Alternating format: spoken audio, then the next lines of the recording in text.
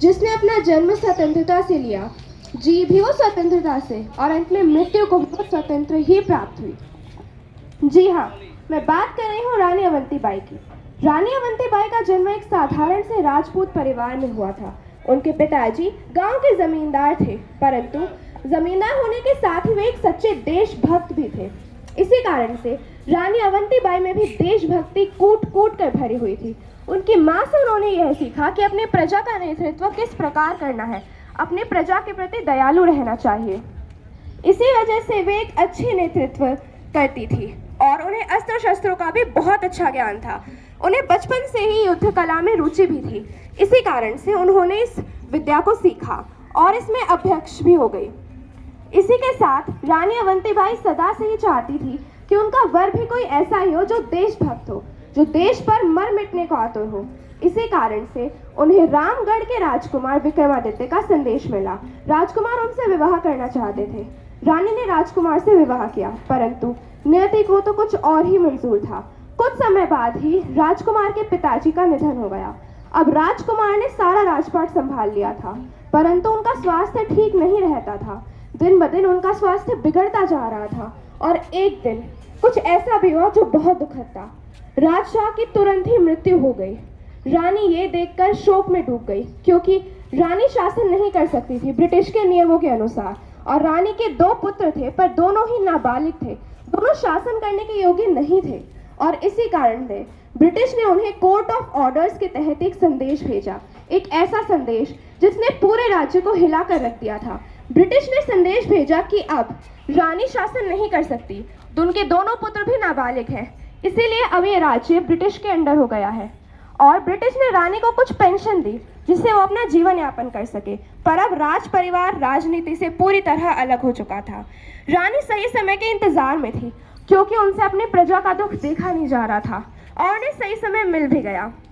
कुछ समय बाद ही उनके पास एक संदेश भेजा। कोई साधारण संदेश नहीं था, वो रोटियों में लिपटा हुआ संदेश था, जिसके साथ उन्हें कमल का फूल भी मिला। इसका सीधा सीधा अर्थ था कि कुछ स्वतंत्रता सेनानी उनसे मदद मांग रहे थे। रानी को तो जैसे मौका ही मिल गया हो।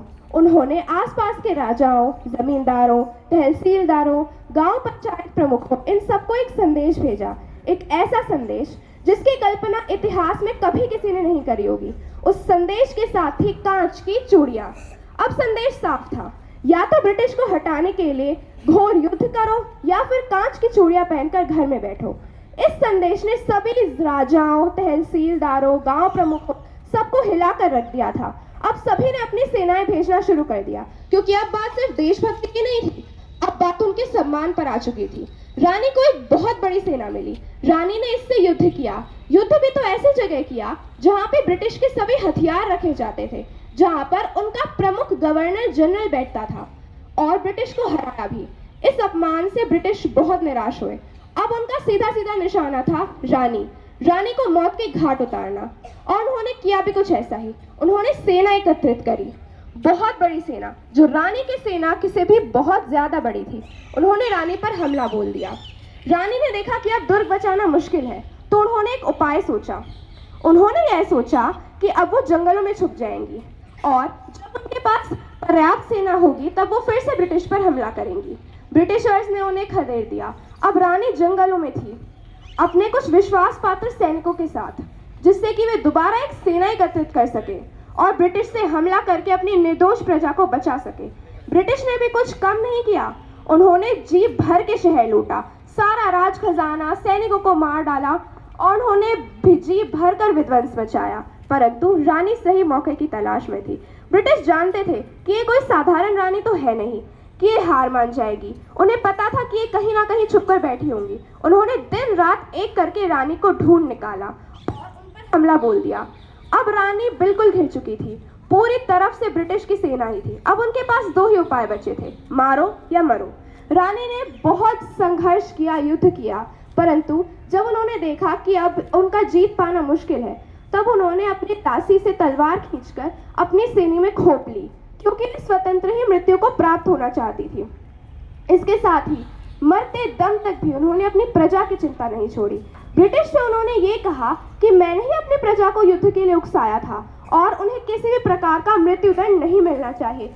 देखिए तो एक ऐसी रानी जिसने मरते दम तक भी, जब उनकी साड़ी खून से भीगी हुई थी, तब भी अपनी प्रजा की चिंता नहीं छोड़ी। ऐसा इनके एक वाक्य ने सहस्त्रों लोगों की जानें बचा ली। आशा रखती हूँ कि आपको इस कहानी से प्रेरणा मिली होगी। धन्यवाद।